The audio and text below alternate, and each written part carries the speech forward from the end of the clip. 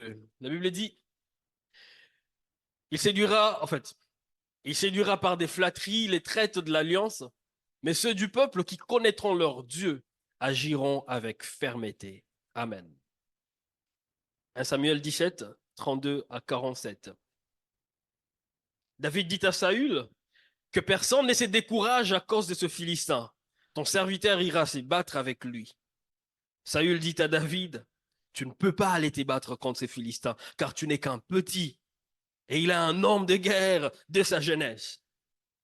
David dit à Saül, ton serviteur faisait paître les brebis de son père, et quand un lion ou un ours venait en enlever une du troupeau, je courais après lui, je le frappais, je l'arrachais la brebis de sa gueule, et s'il se dressait contre moi, je le saisissais par la gorge, et je le frappais, et je le tuais.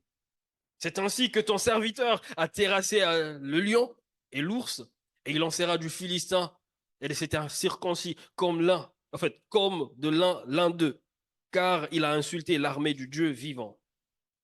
37, David dit encore, l'Éternel qui m'a délivré de la griffe du lion et de la patte de l'ours, me délivrera aussi de la main de ces Philistins. Et Saül dit à David, va, et que l'Éternel soit avec toi. Saül fit mettre ses vêtements à David. Il plaça sur sa tête un casque de rein et le revêtit d'une cuirasse. David se ceignit l'épée de Saül par-dessus ses habits et voulut marcher, car il n'avait pas encore essayé. Mais il dit à Saül, je ne peux pas marcher avec cette armure. Je n'y suis pas accoutumé. Et il s'en débarrassa. Il prit en main son bâton, choisit dans le torrent 5 pierres polies et les mit dans sa gibecière de berger et dans sa poche, puis s'affondre dans la main et s'avança contre le Philistin. Le Philistin s'approcha peu à peu de David et l'homme qui portait son bouclier marchait devant lui. Le Philistin regarda et aperçut alors lorsqu'il aperçut David, il le méprisa, ne voyant en lui qu'un enfant blond et d'une belle figure. Le Philistin dit à David, suis-je un chien pour que tu viennes à moi avec un bâton? Et après l'avoir maudit par ses dieux, il ajouta, viens vers moi, et je donnerai ta chair aux oiseaux du ciel et aux bêtes des champs. David dit au Philistin, tu marches contre moi avec l'épée, la lance, le javelot, et moi, je marche contre toi au nom de l'Éternel des armées, du Dieu de l'armée d'Israël que tu as insulté. Aujourd'hui, l'Éternel te livrera entre mes mains. Je t'abattrai, je te couperai la... Aujourd'hui, je donnerai les cadavres du camp des Philistins aux oiseaux du ciel et aux animaux de la terre. Et la terre tout entière saura qu'Israël est fort, qu'Israël est puissant, qu'Israël est capable de faire beaucoup de choses, qu'Israël a de l'expérience. On lui dit qu'Israël a un Dieu. Et toute cette multitude saura que ce n'est ni par l'épée, ni par la lance que l'Éternel sauve, car la victoire appartient à l'Éternel. Et il vous livre entre nos mains. Amen. Et il vous livre entre nos mains. Amen. Alors ce matin, ou bien ce début d'après-midi, je vais juste continuer avec le message que nous avons commencé le dimanche dernier sur la connaissance des dieux et la puissance qu'il y a dans la connaissance des dieux. Les dimanches derniers, parlant de David, le thème était face aux géants. La puissance des dieux qui se manifeste dans nos vies quand nous nous retrouvons en face des géants. Et aujourd'hui, nous allons prendre quelques leçons de la préparation de la vie de David qui l'ont permis à rester ferme et à combattre le géant Goliath. Donc nous sommes vraiment dans la joie d'être dans la maison du Seigneur, sachant que Dieu va nous faire du bien. Et je l'avais dit au début de l'année, le passage qui va nous conduire tout au long de l'année, c'est le Daniel chapitre 11, verset 32 que nous avons lu. La Bible dit, et le peuple qui connaîtra son Dieu, il fera des exploits, ou il agira fermement. Je l'avais dit, c'est la connaissance de Dieu qui nous donne la capacité d'agir avec Dieu. Alors que tout ne va pas autour de nous, ce qui nous donnera la capacité d'agir et de faire des choses, c'est la connaissance que nous avons de notre Dieu. Si nous ne les connaissons pas assez, alors nous serons de ceux qui auront peur et de ceux qui seront séduits comme tout le monde. Mais si nous connaissons notre Dieu, alors que tout le monde sera séduit, nous pouvons agir fermement, avec fermeté, parce que nous connaissons qui est notre Dieu. Et on a commencé à parler de David, on a montré comment il a agi avec fermeté devant un géant, parce qu'il connaissait son Dieu, parce qu'il connaissait qui était son Dieu. Et ici, avant d'aller très loin, j'aimerais dire que la Bible ne dit pas que le peuple qui connaît son Dieu aura une vie facile. Non. Juste parce qu'on connaît le Dieu, ça ne veut pas dire que les choses seront faciles pour nous. La Bible, en fait, Dieu ne nous promet pas la facilité, mais Dieu nous promet sa présence. Dieu ne dit pas que tout ira facilement, que tout sera facile, mais il promet que moi je serai avec vous. C'est pourquoi la Bible dit, le peuple qui connaîtra ton Dieu, il agira avec fermeté. Même quand les choses seront compliquées, ils auront quand même une force d'agir. Et je l'ai dit la semaine dernière, quand je parlais du géant, je dis souvent lorsque nous nous retrouvons en face de géants, notre prière est Dieu enlève ces géants, retire ces géants d'en face de nous. Mais Dieu souvent, il ne retire pas ces géants, il le laisse. Mais nous donne la force de l'affronter. Parce qu'en fait, derrière certains géants se cachent des bénédictions que nous attendons. Derrière certains géants se cachent des choses que Dieu a préparées pour nous. Si Dieu devrait enlever certains géants, alors il y a des choses que nous n'atteindrons pas. Il y a des choses que nous ne vivrons pas, que nous ne toucherons pas. Et j'avais donné l'exemple de Samson qui, après avoir tué le lion, il est revenu. Il a dit, de celui qui mange est sorti ce qui se mange. Du fort est sorti le doux. Parce qu'en fait, à ce moment-là, après avoir tué le lion, qui s'est présenté comme un géant sur son chemin, en revenant sur le même chemin, il a trouvé du miel dans les cadavres du lion. Et il a dit, alors que ce lion venait pour me tuer, mais ce lion cachait même le miel que je devrais manger peut-être plus tard quand j'aurai faim. Il dit, de celui qui mange est sorti ce qui se mange. De celui qui est venu pour me faire du mal, j'ai trouvé ce qui était bon pour moi. De celui qui est venu comme fort comme pour me faire du mal, j'ai trouvé ce qui était doux. Des fois, des choses que nous attendons de Dieu sont cachées derrière, des choses qui se présentent comme obstacles, comme géants devant nous. David a vu les géants. Et la première chose qu'il a demandé, qu'est-ce qu'on fera à la personne qui va tuer ces gars? Lui, il a vu les géants, mais il a vu l'opportunité. Il dit, il y a des choses cachées derrière ces géants. Alors que tout le monde le voyait, il se disait, ça y est, il n'y a plus d'espoir. Mais lui, il dit, qu'est-ce qu'il y a derrière? Parce que ce genre de gens ne viennent pas pour rien. Derrière les géants se cachent des choses que Dieu a préparées pour nous. Et nous pouvons les voir dans Daniel chapitre 3 qu'on nous a lu ici. Je ne vais pas prendre le temps de vous le lire encore. Dans Daniel chapitre 3, le roi, il élève une statue en or. Et il demande à tout le monde de venir adorer cette statue, de descendre et d'adorer cette statue. Mais la Bible parle de trois jeunes gens, des amis de Daniel. Quand ils ont entendu le décret du roi, ils ont dit, mais nous, on ne peut pas descendre derrière n'importe quel Dieu. On n'a qu'un seul Dieu. Tu n'adoreras qu'un seul Dieu. Et quand on leur dit, descendez devant cette statue, ils disent, mais non, roi, nous, on ne peut pas faire ça. Et ce que j'aime dans l'histoire de ces jeunes gens, ils disent, nous savons que notre Dieu est capable de nous délivrer. Ça, nous le savons. Nous ne doutons pas de ce que Dieu est capable de faire. Il est capable de nous délivrer. Mais il continue, il dit, même s'il ne le faisait pas, sache, ô roi, que nous n'allons pas adorer tes dieux. Ce sont des gens qui connaissent leur Dieu. Ils ne doutent pas de la capacité de faire de leur Dieu. Ils savent que Dieu est capable de tout faire, même de les délivrer. Mais ils reconnaissent aussi que c'est Dieu qui est capable de tout faire. Il est aussi souverain. Il peut choisir de ne pas faire ce que nous on veut. Il peut choisir de ne pas faire comme nous on voudrait qu'il fasse. Il peut choisir de ne pas agir comme nous on aurait bien voulu qu'il le fasse. Il peut choisir de ne pas nous délivrer maintenant. Et même s'il choisit de ne pas nous délivrer, roi, sache que nous n'allons pas nous soumettre, nous n'allons pas adorer tes dieux. Et le roi, il est furieux, il est fâché. Il dit, comment vous pouvez? Il a dit, cette fournaise, non seulement il est déjà préparé, mais il faut la réchauffer encore. Parce qu'il faudra que ça soit un exemple, ces gens.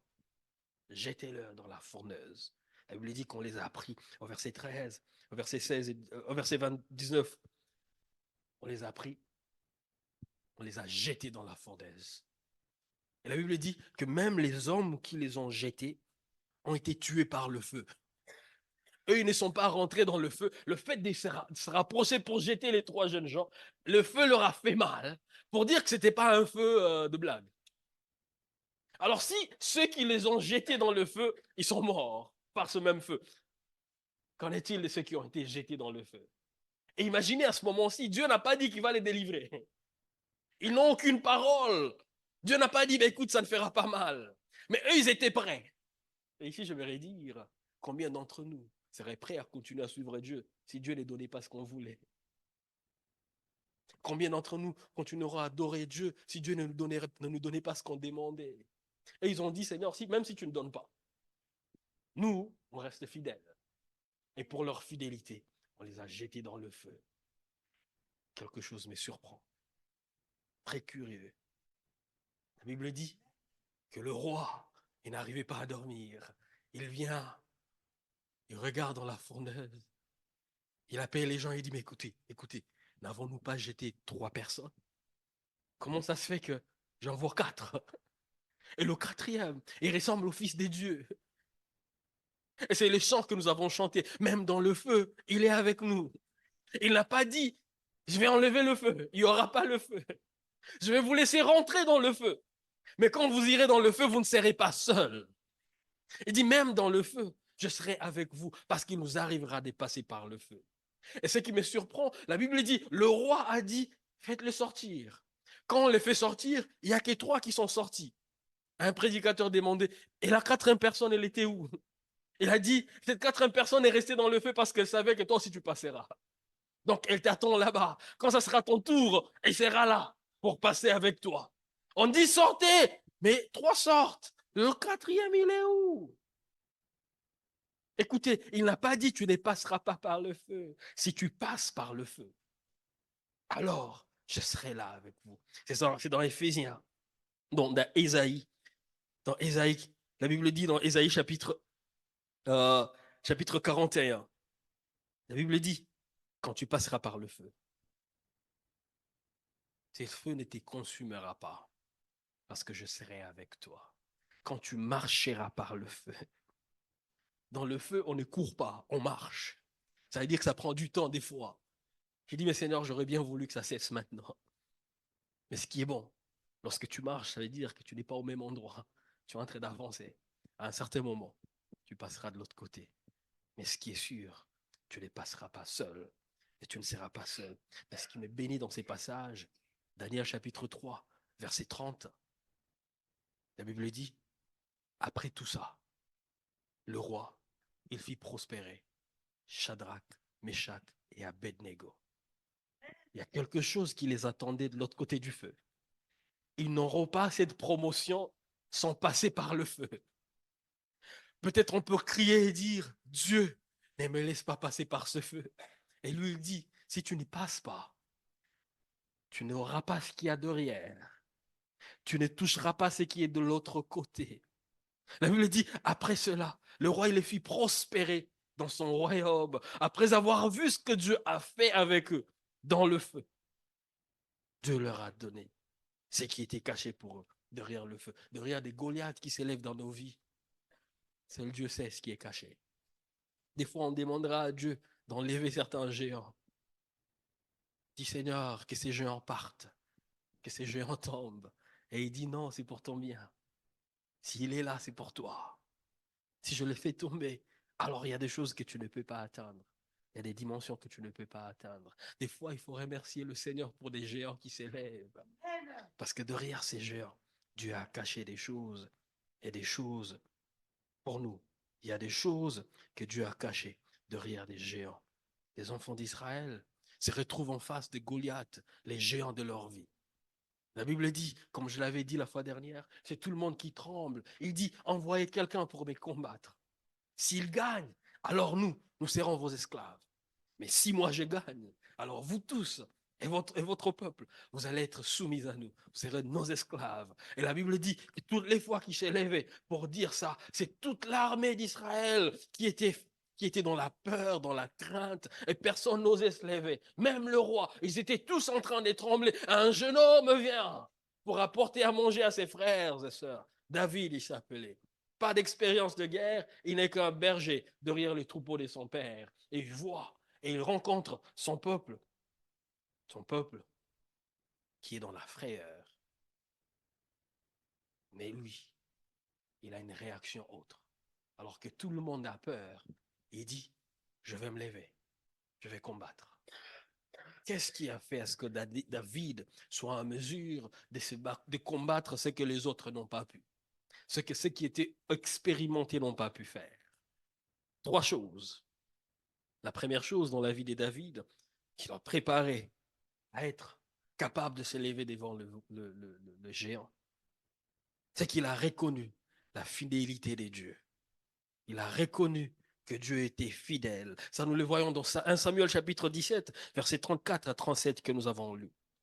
La Bible dit, David dit à Saül, ton serviteur faisait paître les brebis de son père, et quand un lion ou un ours venait en enlever une du troupeau, je courais après lui, je le frappais, j'ai arraché la brebis de sa gueule.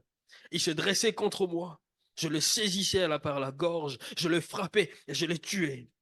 C'est ainsi que ton serviteur a terrassé des lions et de l'ours. Il dit, j'ai de l'expérience avec Dieu.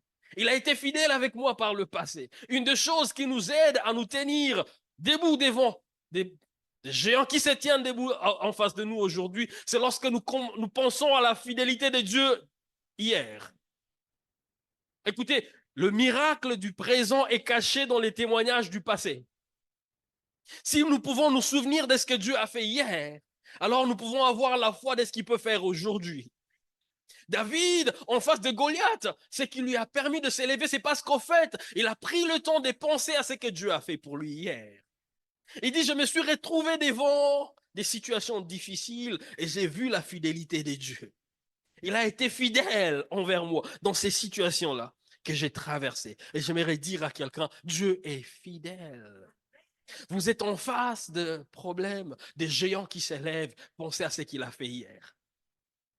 Lorsque vous pensez à ce que Dieu a accompli dans le passé, alors vous saurez qu'il sera capable d'accomplir encore aujourd'hui. Parlons de lui dans Deutéronome chapitre 32, verset 4, la Bible dit, il est le rocher, ses œuvres sont parfaites, car toutes ses voies sont justes.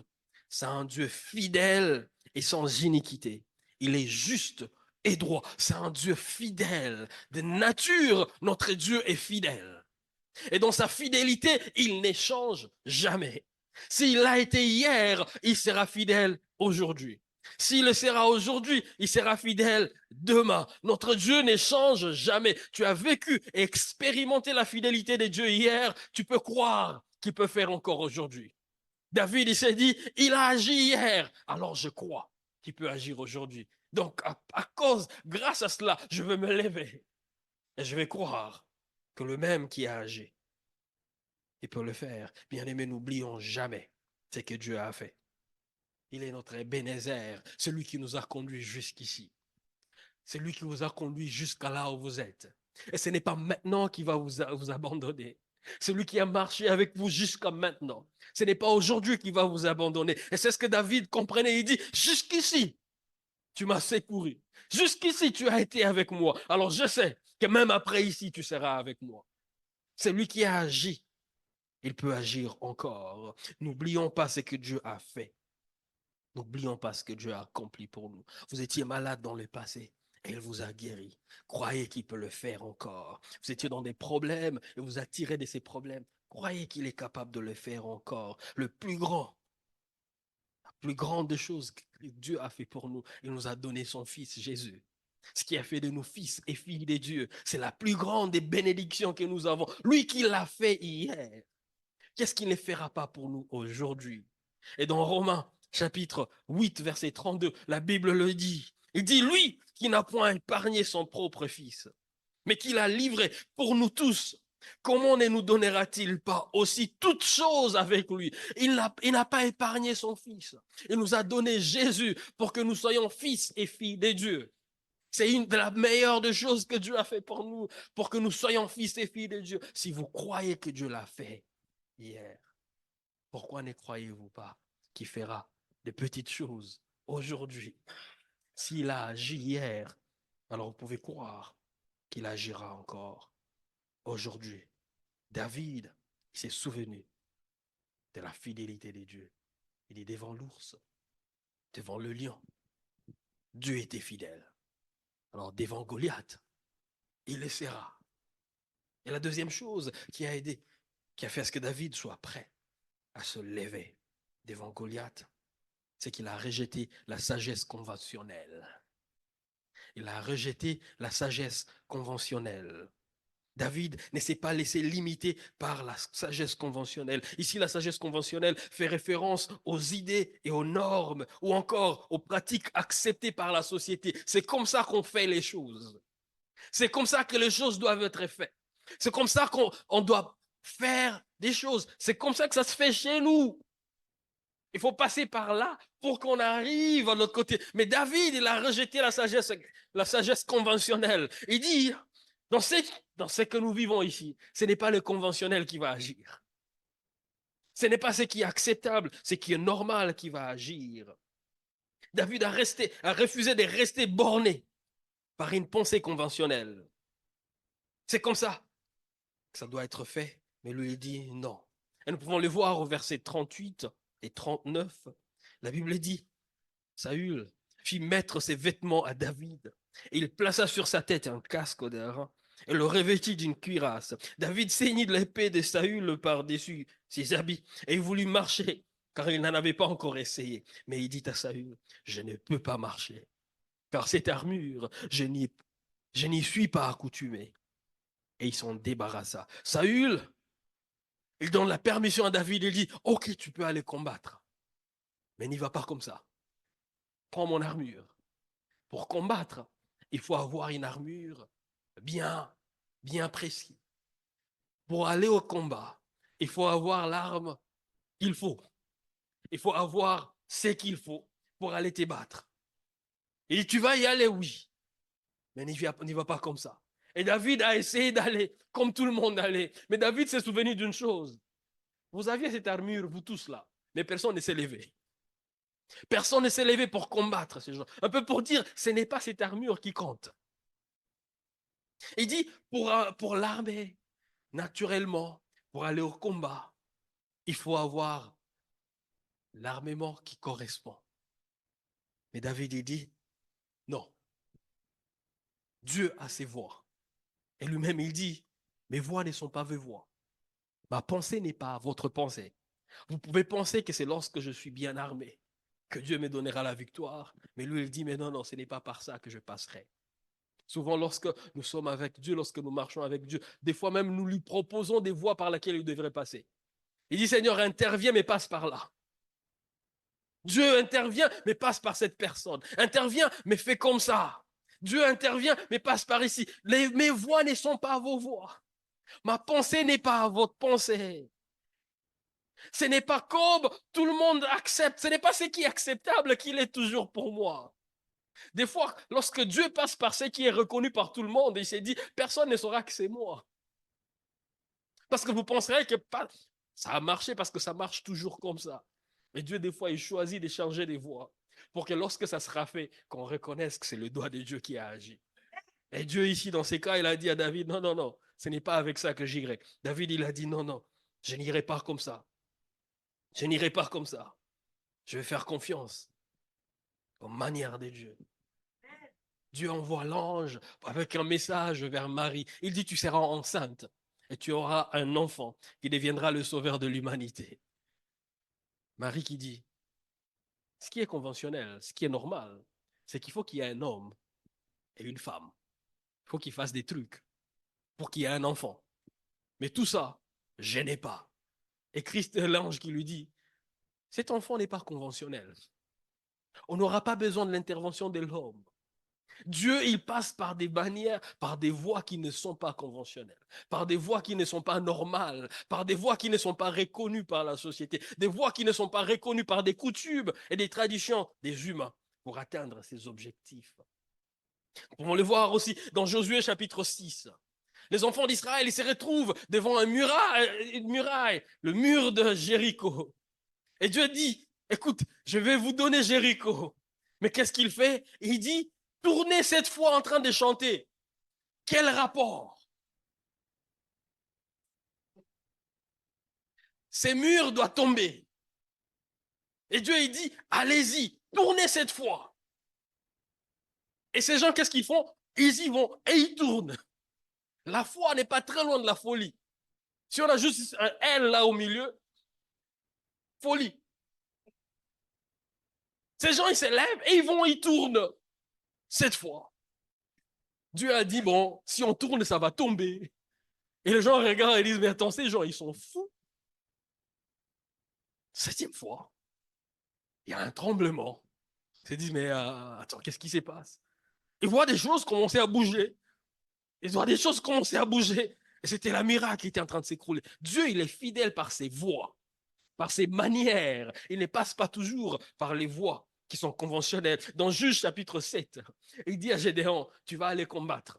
Mais lorsque tu vas combattre, tu vas prendre des torches et des tonneaux vides pour aller au combat. Mais Dieu, depuis quand on combat avec des torches? Je vais tuer quelqu'un avec la lumière ou c'est quoi? Et qu'est-ce que Gédéon fait? Il prend ce que Dieu a dit. Parce que Dieu, il ne gagne pas le combat avec l'armement de l'humain, avec ce que nous pensons. Saül lui dit, prends ça pour aller. Lui, il dit, non, ce n'est pas avec ça que j'irai. J'irai avec Dieu.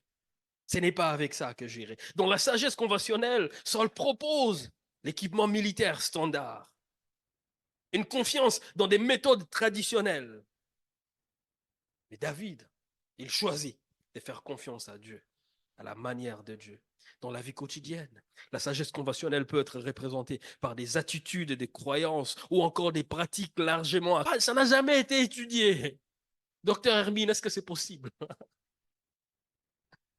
Mais ce que Dieu fait, ce n'est pas toujours ce qui est possible, ce qui a été bien prouvé par les humains. Il faut passer par ça pour arriver. Dieu a ses voies.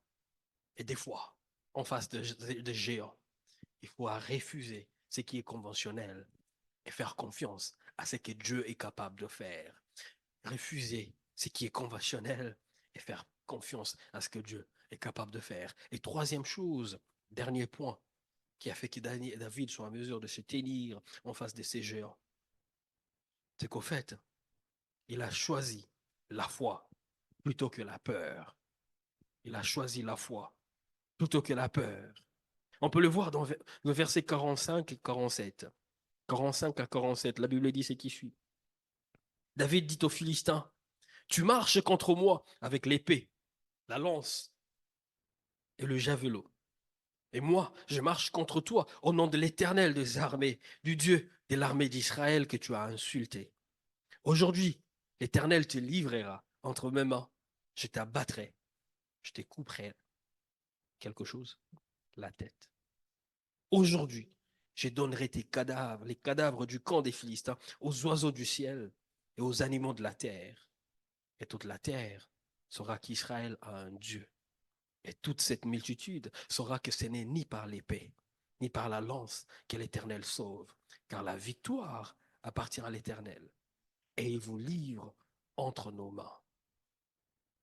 Alors, David n'est pas venu au champ de bataille pour combattre. Il est venu apporter à manger à ses frères. Il n'était pas obligé de rentrer dans cette situation de guerre. Il pouvait venir et faire ce qu'on lui a demandé de faire et rentrer. Il n'était pas obligé de faire le contraire de tout le monde. Il a retrouvé tout un peuple, tous les militaires, toute l'armée, dans la peur. Mais David, parce qu'il connaissait Dieu, il ne pouvait pas se taire que de faire ce que Dieu lui a donné de faire. Alors que tout le monde avait peur de Goliath, il a réagi autrement. Il est venu avec la foi, là où tout le monde réagissait par la peur. La Bible dit que toute l'armée d'Israël, quand ils voyaient Goliath s'élever, ils étaient dans la crainte et dans la peur. Mais David a fait autre chose. Il a choisi la foi. Là où tout le monde avait la peur. Écoute, c'est la réaction que tu as en face des géants qui va déterminer ce que tu vas faire. Si toi tu as la peur, tu seras comme tout le monde, effondré, sans avenir, sans confiance. Mais si tu t'élèves par la foi, alors tu apporteras la solution que personne d'autre n'a pu apporter. Il dira, tu marches contre moi par l'épée et la lance. Mais moi, je marche contre toi au nom de l'Éternel. Cette déclaration de la foi de David face à Goliath manifeste la confiance qu'il a en l'Éternel. Il dit, c'est vrai que tu viens avec ce que tu as. Moi, je viens avec Dieu. Il dit, si c'est contre moi, tu peux me battre. Mais moi, je ne viens pas comme moi. Je viens au nom de l'Éternel. Ici, ça ne sera pas que moi. Moi et toi, il n'y a pas match. Tu vas me battre. Mais toi et l'Éternel, tu ne peux rien. Alors quand je viens, ce n'est pas juste le petit moi que tu vois, mais c'est l'Éternel que je représente ici. Parce que c'est lui qui va combattre, pas moi. David, il a sa confiance en l'Éternel. Il s'est dit, écoute, lorsque tu ne regardes qu'à toi, c'est la peur qui va t'envahir. Mais lorsque tu le regardes à Dieu qui va faire, c'est la foi qui va te remplir. Je répète, lorsque tu ne regardes qu'à toi, c'est la peur qui va t'envahir. Mais lorsque tu regardes à l'Éternel qui va agir, c'est la foi qui va te remplir. Et David, il s'est dit, je ne regarde pas le petit David que je suis, mais je regarde à l'Éternel avec qui je viens, au nom duquel je viens. Il dit, toi tu viens avec l'épée. Moi je viens au nom de l'Éternel des armées. Cet Éternel-là, il a les armées aussi. Et il est chef d'armée. Et son armée n'a jamais échoué. Alors moi je viens au nom de ces dieux-là. Et aujourd'hui même, pas demain, pas après-demain, pas un jour, aujourd'hui, Dieu va te livrer entre mes mains. Écoutez, la foi n'est pas dans l'avenir. C'est aujourd'hui qu'on croit. Ce n'est pas demain qu'on va croire. C'est maintenant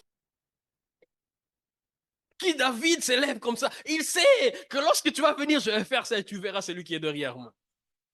Et David, il s'est levé. Il s'est dit, moi, je ne regarde pas à moi. Je regarde à Dieu. Je regarde à celui qui peut faire. Il dit, tu viens contre moi avec ces choses. Moi, je viens avec l'Éternel, le nom de l'Éternel. Psaume chapitre 20, verset 7, la Bible dit, ceux-ci s'appuient sur leurs chars, ceux-là sur leurs chevaux. Nous invoquons le nom de l'Éternel. Eux, ils tombent, mais nous restons fermes. La Bible ne dit pas nous n'avons pas des chars. La Bible ne dit pas que nous n'avons pas des chevaux. Mais c'est juste que notre appui n'est pas dans ces choses. On peut avoir des chars, on peut avoir des chevaux. Mais lorsque nous venons, c'est avec l'Éternel. Notre confiance est dans l'Éternel. Écoute, tu es en face des géants. Fais ces trois choses comme David. Pense à ce que Dieu a fait pour toi dans le passé. Regarde la fidélité de Dieu hier. Qu'a-t-il fait pour toi? Qu'a-t-il fait pour toi? Qu'a-t-il fait pour notre Église? Regardez au parcours de notre Église. Ce que Dieu a fait pour nous. Est-ce que nous avons raison de ne pas croire à ce que Dieu peut faire? Déjà le vendredi encore, Dieu nous a rappelé qu'il ne faut pas douter, il faut lui faire confiance. Pourquoi vous doutez? Lorsque vous avez du doute et la peur, vous n'allez pas toucher ce que Dieu a pour vous. On fait ces trois choses. On voit ce qu'il a fait hier. Et la deuxième chose, il ne faut pas suivre ce que tout le monde dit. Il ne faut pas suivre ce que tout le monde fait. On ne suit pas la sagesse conventionnelle. C'est ce que l'humain dit, c'est ce que le monde dit, c'est le bon sens, oui. C'est ce qu'il faut faire, mais ce n'est pas toujours ce que Dieu utilise. Et la troisième chose, il faut choisir la foi. Choisis de croire et non de la peur. Et pour choisir la foi, il faut regarder à Dieu. Si tu regardes à toi, à tes capacités, c'est la peur qui va t'envahir. Est-ce qu'on peut incliner nos